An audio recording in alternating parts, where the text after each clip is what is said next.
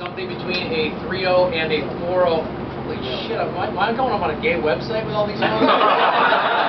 We do a reach around comes later. He's going to give you a reach around. Good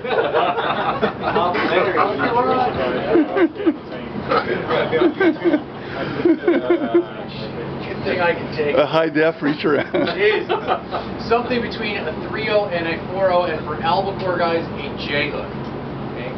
The J hooks that cost a nickel work better than the $2.50 yuppie 2-sharp hooks that like to tear out of them.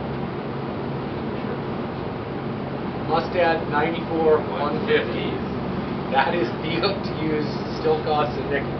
Okay? If you insist on using those owners because you spent $3,000 stocking your box with them, go for it. They will work some of the time. Okay? Once you have the right rig, right hook size, all of your bait will be in the 2 aluminum trays back there that sit on top of the bait boxes. If you can reach in the bait tank deeper than 6 inches, you are in the wrong place. Find the tray. Okay. There'll be a couple of hand scoops back there to help you catch the bait. A couple things about them. If you move them slow, the bait doesn't all spook. If you set them on the bottom, wait for the bait to swim over the top of it, and slowly lift it up, it tends to work better. And if you get a whole bunch of them in there, it's really hard to figure out which one you actually wanted. Okay. Bait selection is about 80% of this game. Picking a good, healthy, lively bait. Okay. The old rule of thumb: the hardest one in there to catch is the one you want on your hook. Holds very, very true. Okay, what you're looking for is a bait that's uniform in color. Doesn't matter whether it's light or dark or has spots or doesn't have spots, as long as that color is uniform. He's good and healthy. You want one that's swimming around in a good circle with good quick movements. Okay, if he's getting stuck in the corner, gasping for air up on top, or looks like a Christmas tree ornament, that's a good one for the chummer to throw over the side, which he probably will, as long as you don't take him and put him on your hook first. Okay. 3 styles of hooking a bait we like on this boat. I'll go through all 3 of them. And if I'm going into too much detail, someone can just let me know with a nice smart-ass comment, and I will back it off to the speed version. Okay?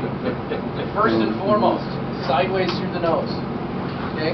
Anytime the boat has a good drift, or as there is a lot of current, it's easy to get a bait away from the boat. Or if the fish are right underneath the corner, you see them swimming through their biting nails, it is a good hard spot on the bait. Okay? You give them a good long cast, they live a good long time. But fish biting fast won't pick that off.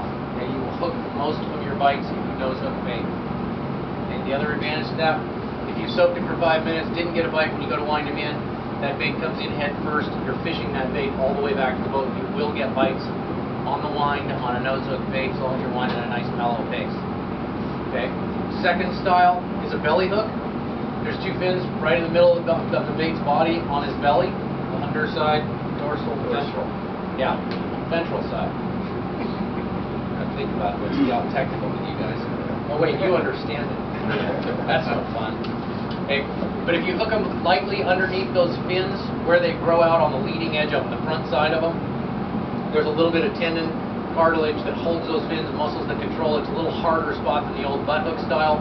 What that bait does when it hits the water is swims down and away from the pressure.